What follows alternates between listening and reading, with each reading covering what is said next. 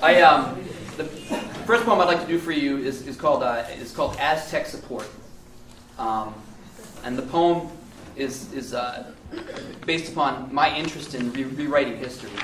I don't know if you know this about Shostakovich. He was an accomplished snowboarder. I just found that out last night. So this poem kind of relates to that a little bit.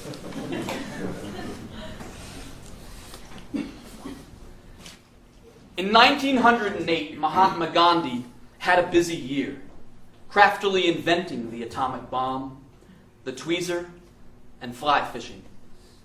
And all because I lost my history book.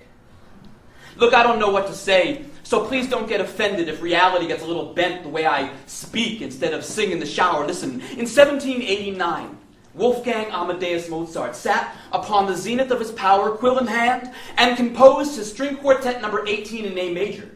218 years later, 50 Cent spent 3 minutes and 13 seconds herding English with a big club, and now I have a headache, this pig, I will take a kava shake with a moment of realization to go, with a hypodermic needle full of Kool-Aid and holistic medicine. Listen, in 1875, Thomas Alva Edison filed his patent for an electric lamp, providing a way for Americans to finally see what the hell their dates looked like. And wouldn't you know it, 128 years later, parents are letting the little brats fly around on those Heeley shoes and crash into me at the supermarket, causing me almost to fall. And when I say be careful to these children, these parents bark at me like pit bulls on public assistance. It's like some frightening dream shopping. It's like some frightening dream living. Listen, it was in 1881 when Alexander Graham Bell invented the metal detector, unpaving the way for beach enthusiasts across the world to find daggers in the holiday dunes for spare change. Coincidentally, it was in 1985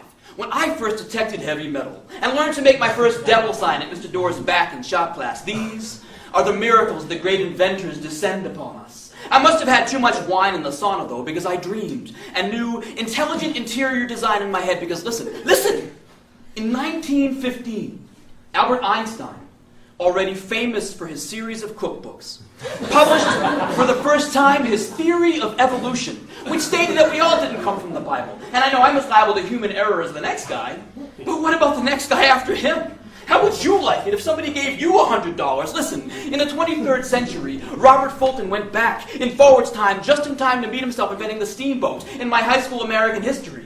In 1858, Ezra Warner invented the can opener, and then suddenly turned into me when I imagine that right now, but I can do better than Ezra, I know better than that. Listen, in 0-100 and no time never, a thought that could have easily been mistaken for God burst and burst into the universe, and then Bill Gates stood on a pyramid of iPods and made infinity proprietary, and this was a huge hassle for Aztec Support, because listen, in 1900 and when we met, you invented a happiness I'd never seen before. And I had to laugh at Isaac Newton for inventing basketball and yoga. Listen, when I was born, I invented the sound of myself crying. And when I think of you and I, and what we had, and what I did, I find I'm just as good at tears now as I was back then. Listen, in the next 10 minutes, all I'm asking is somebody please invent some words I can hear and know that I've been living for a reason.